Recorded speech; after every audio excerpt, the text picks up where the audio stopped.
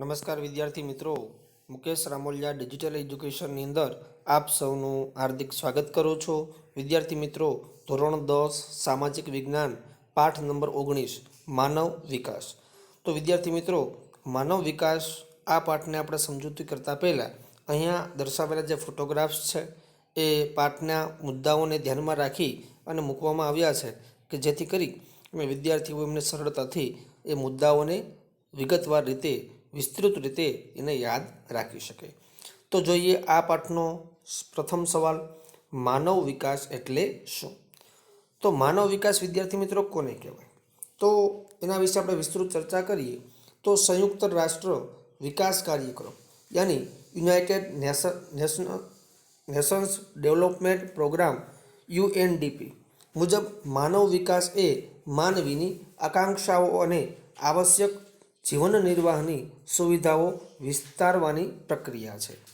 તો સંયુક્ત રાષ્ટ્ર વિકાસ કાર્યક્રમ યુનાઇટેડ નેશન્સ ડેવલપમેન્ટ પ્રોગ્રામ મુજબ માનવ વિકાસ એ માનવીની આકાંક્ષાઓ અને આવશ્યક જીવન નિર્વાહની જે વસ્તુઓ જે સુવિધાઓ છે એ વિસ્તારવાની પ્રક્રિયા કહી શકાય.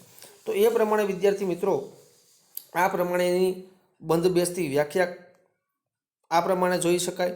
ત્યારબાદ જોવા જઈએ તો આ એમનો સિમ્બોલ છે. માનવ વિકાસ એ વિકાસની દિશામાં માનવ કેન્દ્રિત અભિગમ છે.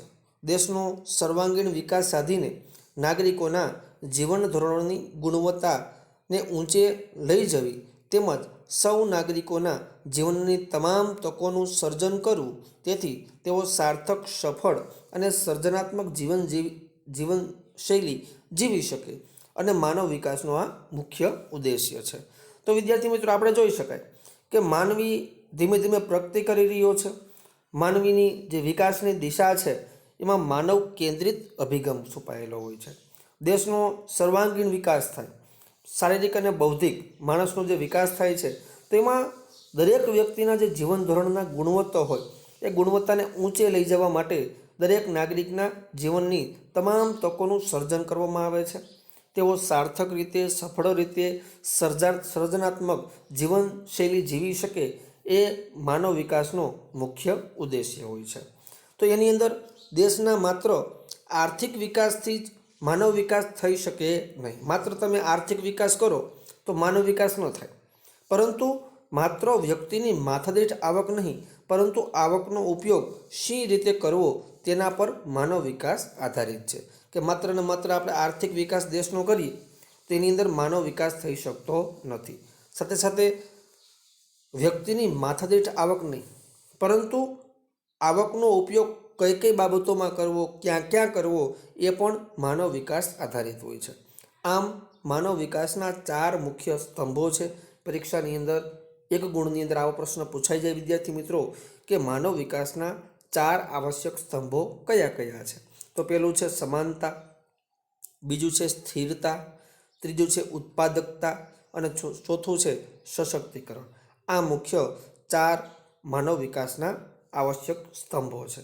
ફરીથી સમાનતા, સ્થિરતા, ઉત્પાદકતા અને સશક્તિકરણ આ 4 માનવ વિકાસના સ્તંભો છે. તો આપણે એને ખાસ કંઠસ્થ કરી લેવા. પરીક્ષામાં પૂછાઈ જાય તો વિકલ્પની અંદર પણ પૂછાઈ જાય કે માનવ વિકાસના 4 આવશ્યક સ્તંભોમાં નીચેનામાંથી કયું નથી. તો 4માંથી કોઈ પણ એક કાઢી લેવામાં આવ્યું હોય અને એમાં એની જગ્યાએ કોઈ બીજો ઓપ્શન મૂકવામાં આવેલ હોય તો આપણે એ પણ યાદ રાખવું આવશ્યક છે. તો વિદ્યાર્થી મિત્રો, આજના વિડીયો લેક્ચરની અંદર આપણે અહીં સુધી રાખીશું. આગળના વિડીયો લેક્ચરને જોવા માટે ચેનલને ખાસ તમે સબસ્ક્રાઈબ ન કરી હોય તો પ્લીઝ એને સબસ્ક્રાઈબ કરજો.